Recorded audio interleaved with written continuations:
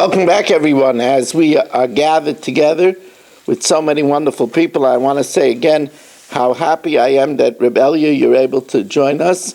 And we learn L'Fur Shalema for your wife, Nechama Sarah Bas Miriam, that she should get better and better.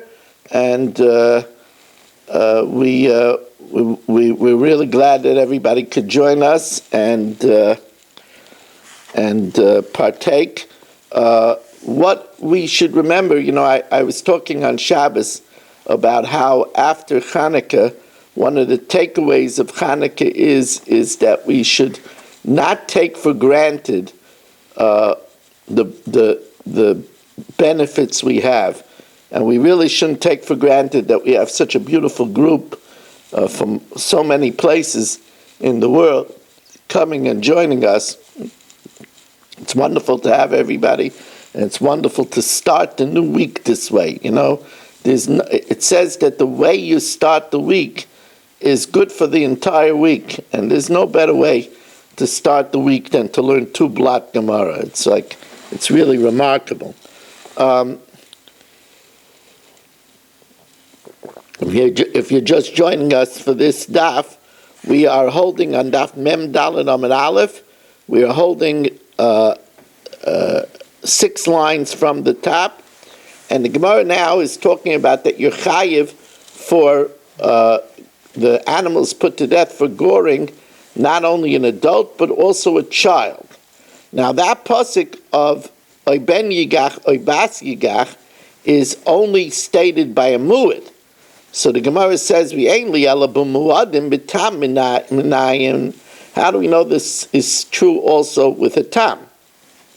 So the Gemara now again tries to learn it out from an analogy. Dinu, hoyel v'chayev be'ish v'isha. You're chayev whether you gore a man or a woman. V'chayev b'ben ubas, and you're chayev for a son and a daughter, minor. Ma kishechayev be'ish v'isha, a man and a woman. Lo chalakta bein tam l'muad.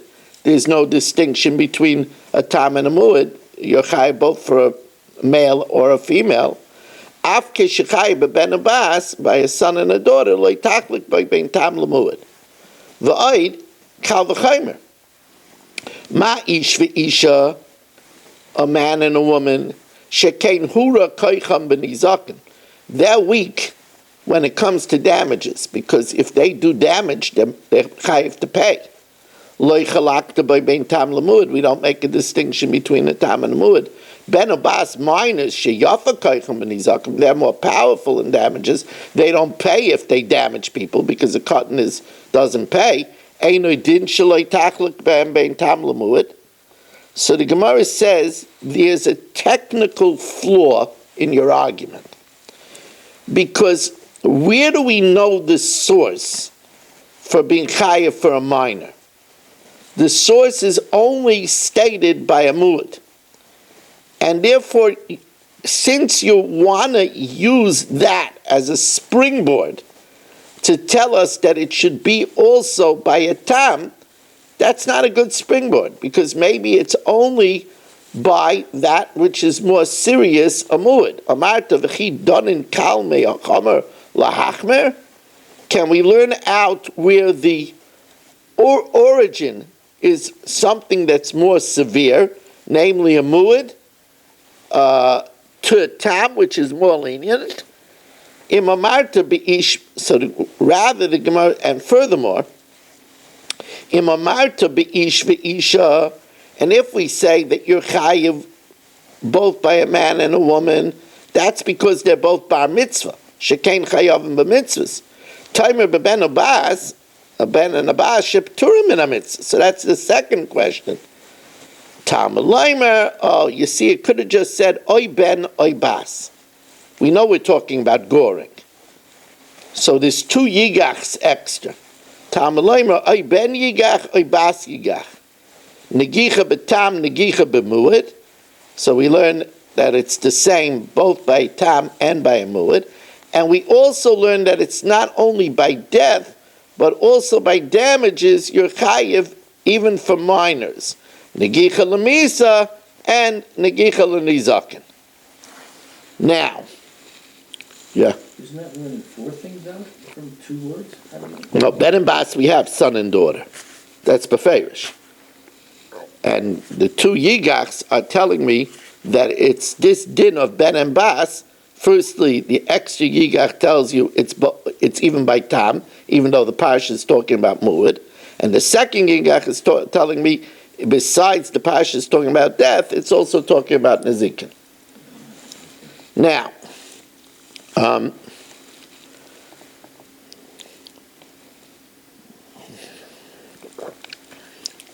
I want to remind everybody that just in case, being busy with finishing the daf and doing the Mishnah Yomis, I want to remind everybody that tomorrow night is a special start time. It's a once in a blue moon start time because my son Yaakov is making a siyum on Shas on my first Rebbitzon's Yortzeit. Tomorrow night is the Yortzeit of my dear first Rebbitzon, Miriam Liba Bas Aaron, and Yaakov honoring her is making a siyum on Shas Gemara. So I want to be there.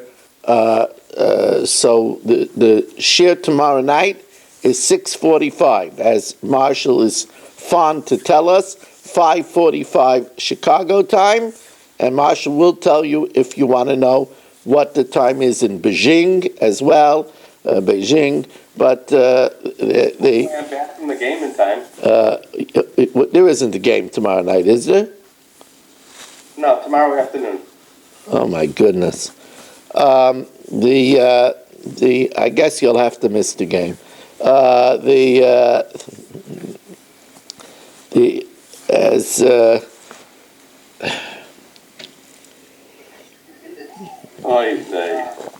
Yitzi Malu says that he'll give you a note to miss the game. Thanks, Yitzi. Yeah. Yitzi's a Rebbe, so he could give you a note. Now, now here we're going to have examples of where we said that it's shaloi b'kavan. A shor was rubbing against a wall, v'nafal ala adam, and it fell on a person, and he died. Or nischaven l'haragas behema, he intended to kill an animal, l'haragas adam, and it killed a human. Or l'kanan, he intended to kill a guy, v'harag ben Yisrael. Or l'nefelim, he intended to kill a child that is not viable, v'harag ben kayama, potter. Now, for sure, there's a p'tur of misa. The shor is not put to death. The question is there also a p'tur from kaifer, right? So that depends if we're going to darshan that, like we started with in yesterday's Gemara, not yesterday, but in the previous daf, we started and said that there's one opinion that if we don't put to death to the shor, there's no kaifer. But we said another opinion of Rabbi Yochanan that we darshan from im kaifer, that even if it's shaloi b'kavana and we don't put the shor to death, there still is kaifer. And here the Gemara tells us now that this is a machlokes of Shmuel and Rav. Amar Shmuel, poter memisa v'chayiv b'kaifer. So Shmuel is of the opinion that we darshan im kaifer, that you chayiv even if it's shaloi b'kavana. V'Rav amar poter mizeh, because since we don't put the shor to death, there's no kaifer. Says the Gemara, wait a second, I'm confused. Why would there be kaifer? This is a tam, because the Gemara assumes that you're not going to have an animal that rubs against the wall 3 times. So the Gemara says, why should there be kaifer or tamu? Says the Gemara, no, kedama Rav. Just like Rav gives a case that if an axe falls into a pit 3 times, it becomes a mu'ud to fall into a pit and kill people. Kedama Rav b'mu'ud lipol al b'nei adam b'bayris, hachanami b'mu'ud li'schachech al b'nei adam b'ksalim. That 3 times it rubbed against the wall and killed people. Says the Gemara, but wait a second. If it rubbed against the wall 3 times to kill someone, then it should be put to death. Iyachi bar katalu. So Bishleim Hasam by the bar, it's talking about that 3 times it saw vegetables near the bar. Hasam the Chaza Yuraika, it saw delicious vegetables, v'nafel. Elahacha mai kilomemer. It says in Gemara here too. It's talking about an ox that has mosquito bites on its back, and it rubs against the wall 3 times for its own benefit. Says the Gemara, how do you know that it didn't do it to kill somebody? How do you know it did it because of the mosquitoes?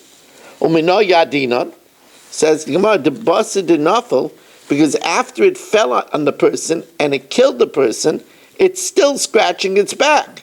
The basa de nafel kameschachach bay. It's still scratching its back. Says the Gemara, but wait a second. Rav says it's chayiv kaifer. Shmuel says it's chayiv kaifer, but shouldn't that be tzrairis? If it bangs the wall and then the wall falls down, that's kaifer. That's tzrairis. Says Gemara, vakati tzrairis ninu. There's no kaifer by kaifer. There's only kaifer if it actually kills the person, if it actually gores the person. It's talking about where it leaned on the wall and it leaned on it until it smothered the person. So it wasn't kaicha, it was direct. So the Gemara says now we're going to have a riot to Shmuel. We're going to have a riot to Shmuel that in a case of shaloi b'kavana, it's chayiv kaifer, and a refutation of Rav. This is pretty authoritative. Says the Gemara, Tanya Kavose de Shmuel v'tiyufta de Rav. We have a brisa like Shmuel and a refutation of Rav. Yesh chayiv b'misa u'b'kaifer. There are times that we put the animal to death and payment of kaifer. That's easy. That's a regular case. V'yesh chayiv b'kaifer u'patim b'misa. That's going to be the riot to Shmuel. There's a case where you're chayiv kaifer, even though we don't put the animal to death. V'yesh chayiv b'misa u'patim in a kaifer. There's a case where we put the animal to death and patim in a kaifer. V'yesh patim mizeh mizeh. So now we're going to learn all 4 scenarios. Okay, tzad. Mu'id b'kavana. If it was a mu'id and it was intending to kill the person, so it's put to death, and there's kaifer. Chayiv b'misa b'kaifer. Mu'id shaloi b'kavana, where it was intending to kill a guy or to kill an animal. So this is the raya to Shmuel, chayiv b'kaifer, because of the drasha of im kaifer or patim emisa. But since it didn't intend to kill the person, it's patim emisa. Tam b'kavana, if it was a tam b'kavana, so it's put to death because it killed someone, but there's no kaifer because it's a tam, chayiv b'misa patim kaifer. Tam shaloi b'kavana, if it's a tam without kavana, so it's not put to death, and there's no kaifer, patim mizeh mizeh. Now, vanizokin shaloi b'kavana. Now this is interesting. It damaged the shor without kavana. Now, we're not talking about where it stepped on it, or where it was rubbing against it for pleasure, because that's shein and regel, and there you would pay for damages. We're talking about the damage of keren, that it was aiming for one animal and damaged another animal. So it's keren shaloi b'kavana. So avanizokin shaloi b'kavana, Reb Yehuda mechayiv, Reb Yehuda says yechayiv, Reb Shimon potter. Reb Shimon says potter. So the Gemara says, my time in Reb Yehuda, Yolif mi kaifrei. We learn out from kaifrei. Ma kaifrei shaloi b'kavana chayiv. This is like the opinion that we just proved from the brisa, that you chayiv kaifrei even though it's shaloi b'kavana. Af anizokin nami shaloi b'kavana chayiv. Reb Shimon disagrees. Reb Shimon Yolif mi ketala deshar. He learns it out from the death of the shar. Ma katle shaloi b'kavana. If it kills shaloi b'kavana, we don't put the shar to death. Potter. Af nizakin shaloi b'kavana potter. So one learns it out from kaifer, and one learns it out from the death of the shar.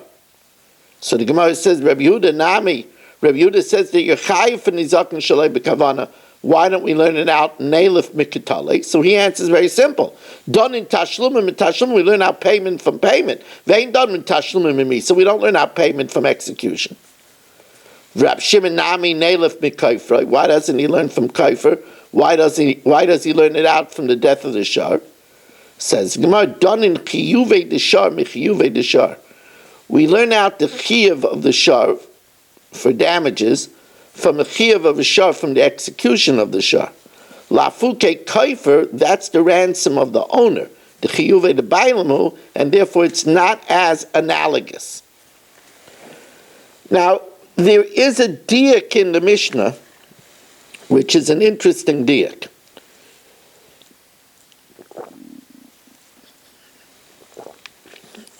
The Mishnah says, if the Shah is mischaven to kill a guy and it kills a human, an animal and it kills a human, it's not put to death. The implication is, but if it intended to kill one yid and it killed another yid, it is put to death. That's a very good deal. Nischaven l'aragas beim l'aragas adam, l'aragas knani, v'haragas Yisrael, potter. Hon nischaven l'aragas zeh v'haragas zeh, but if it had in mind to kill Reuven and instead it killed Shimon, chayiv. Oh. Masnisen deloik Reb Shimon. Our Mishnah is not like Reb Shimon. The Tanya Reb Shimon Aimer, if it intended to kill one yid and it killed another yid, it's potter. Says my timer to Reb Shimon. What's the reason of Reb Shimon? The Amakra, the pasuk equates the death of the shar to the death of the owner. V'ashar yisakel v'gam ba'ol of yumas. Kemisas bailim kach misas ashar. Like the death of a human in a case of a capital punishment is the death of the shar. Ma bailim. Just like a human, if a yid is to be executed for murder, it's only if he intended for his victim. If he was shooting at one person and shot another person, he's not chayav. Ma bailam adim mechaven lei. A human, it's only if he intended to kill that person. Af shar nami, so by an axe also adim mechaven lei. He had to intend to kill that ox and not a different ox. He had to intend to kill that yid and not a different yid. Is it good to ask a question or no? No. Obailim gufayu minalam. And how do we know by humans itself that if you intend to kill one person, you kill another person, you're potter? The Amakra, because the pasuk says, V'orav loi v'kamalav. Now, it would have been enough to say v'kamalav, and he came upon him. Why does it say v'orav loi? He ambushed him. We learn out from that it's only if you aimed for Ruvain and killed Ruvain. Ad she'yischaven loi. Now, the Rabbanan that disagree and hold that if you intend to kill Ruvain and you intend to kill if you intended to kill Ruvain and you killed Shimon, you're put to death. What does he do with v'orav loi? V'Rabbanan hai v'orav loi my ovid loi. What do you do with v'orav loi? Says the Gemara, that's coming to say that if there was a crowd of people and you threw with a murderous throw a projectile, a sharp rock, into a group of people and you killed someone, you don't get the death penalty. Imrei debei Rabbi Yanai prat lezorik even legav. So the Gemara says, what's the case? Hechidami. If there's 9 goyim and 1 yid, the reason why you're potter is because it's rive goyim. And by the way, the Artzko brings down on Amud Aleph a raivan that for killing a guy there's misa b'nei shemayim. There's just no misas bezdin. Interesting raivan that for killing a guy there's still misa b'nei shemayim. But if you're not chayiv because it's the majority of goyim. Inami palgo palgan, even if it's 50-50, suffix nefashos lakel. Since it's a suffix, an equal suffix, you wouldn't get the death penalty because suffix nefashos lakel. Says the Gemara, "Litzvicha deika tishi Yisraelim ve'echad Kanani."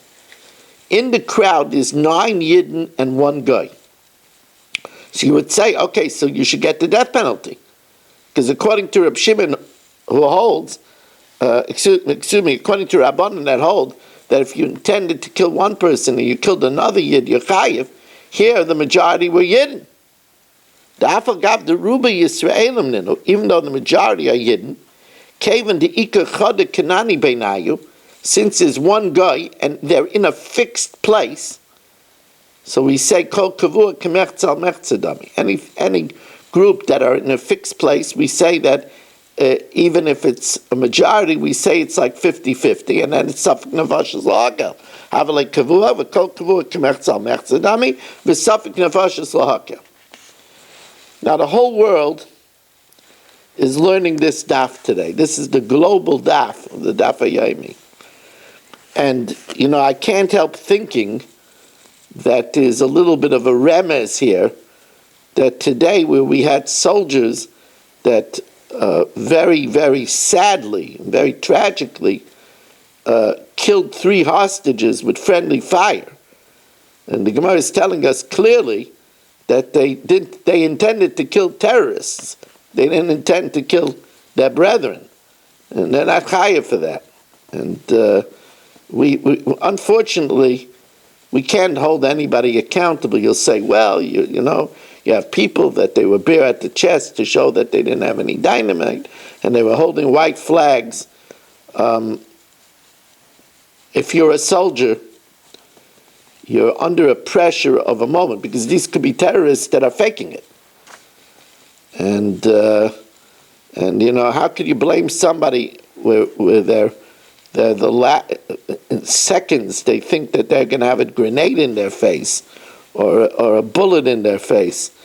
So I don't know how anybody could judge anybody. It's just a big tragedy. And the soldiers that did it have to live with themselves too. That's horrible all the way around. You see, that's the thing. When we daven, there's so much to daven for. There's, there's not only their safety, it's when they go back to their families that they should be able to live normally again. These soldiers for sure will have it on their conscience the rest of their life. But any of the soldiers, they're so traumatized. What do they call that? PTSD. Living with it's. There's so much that we need to daven for. It's unbelievable. Shimon, what do you want to ask?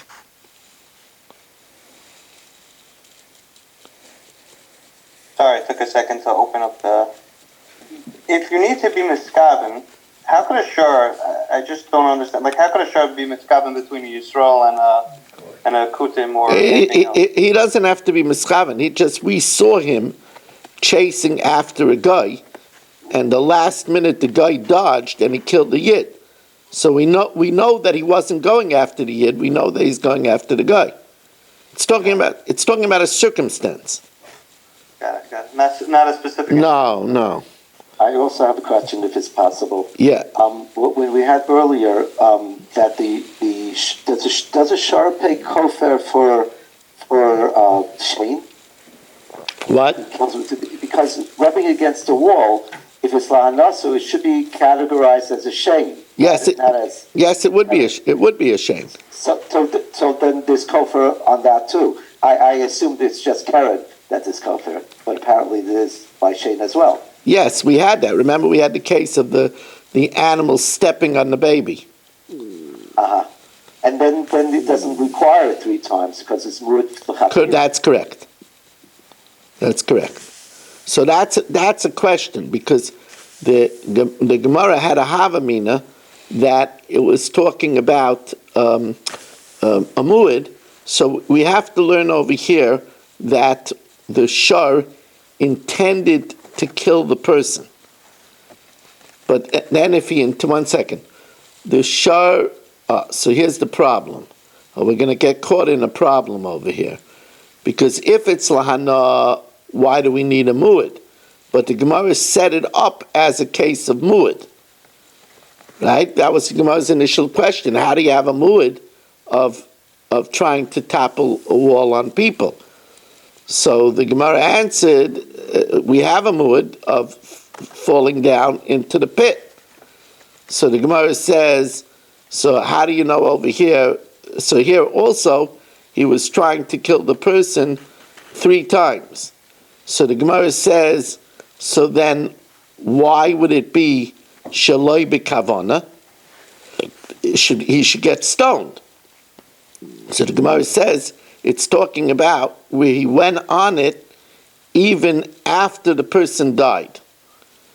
So it would seem to be over here that the Gemara is learning that this is a case where he's not doing it to rub a mosquito bite. Because if it's doing it to rub a mosquito bite, then you wouldn't need it 3 times. So rather he's trying to knock down the wall. And that's not normal behavior. And that's why you need it 3 times. But, It would be carrot then. right, it would be carrot. But it's not executed because you see that even after the person died, he still went on top of it and tried to push it down. So he's not doing it to kill the person. Now, says the Mishnah, it's really, Rabbi say, it's really a good piece of work this evening. I mean, it's unbelievable. The 2 blot like this in the yeshiva could take a month. They learn it, of course, a lot better, but it's still it's amazing accomplishment. Amazing accomplishment. And as we always say, we should never forget it. Our learning protects soldiers. Our learning is, remember what it says, when our when our feet firm in milchama, when there's learning b'sharayich Yerushalayim. So our learning is fueling the Iron Dome. It's a wonderful thing. Bravo to all of you. Now,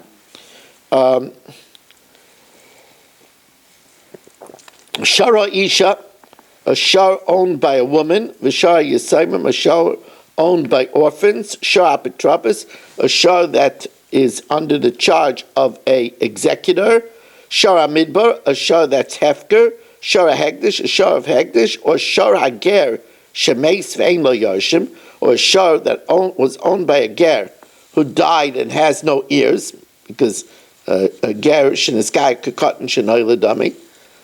Hari elu chayavim misa. If they killed someone, it's put to death. Rabbi Yehuda disagrees with 3, because remember it says in the pasuk v'huid biva olav. So Rabbi Yehuda says there has to be bailim, and therefore shar amidbar, shar of the desert, of the wilds, that's hefker, shar hegdish, shar owned by hegdish that has no owner, so to speak, and shar ger shemeis, and a shar of a ger that died without yoshim, which is also hefker, peturim in amisa. Why? Lefi shein lem bailim. They have no designated owner. Tan Rabbanan. It says shar shiva.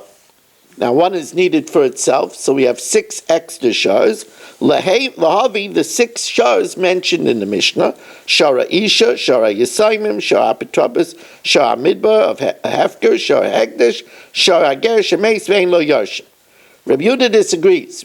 Rabbi Yehuda Aimer, Shara Midbar and Shara Hegdish and Shara Ger, Shemeis Vein Lo Yoshim, the shar that's wild, in other words, a Hefker shar, a shar of Hegdish, and a shar of a ger who dies without any ears. Peturim and Amisa, why? Lefisha ein lem bailam. Amar Rav Huna, Paiter haya Rabbi Yehuda. Rabbi Yehuda exempts afilu nogach ulebesayf hikdash, even if it gores and then he dedicated it, or nogach ulebesayf hifker, or he gores and then he renounced it. It's not put to death. Mimai. Midikitani, it says in the Mishnah what seems to be superfluous. it says two cases. Now,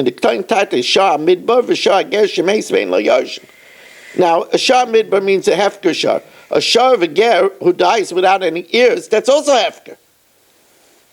So the Gemara says, shah ger shemeis ma'niu, the kaven ein lo yoshim, since he doesn't have yoshim, havalei shah hefker. A shah hefker is the shah of the midbar, hainu shah midbar. So what's it including? Hainu shah ger shemeis vein lo yoshim. It's the same thing. Even if it goes and then he was makdish it afterwards, or nogach l'b'seif ifker, shmamina, tani nami hachi.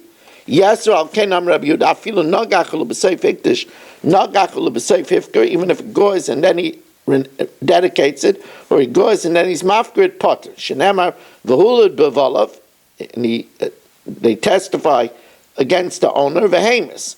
Until the death of the victim and hamad bedin and being in court, shavin ke'echad, says the Gemara. But you also don't need it to be u'gemar din loy ba'inan.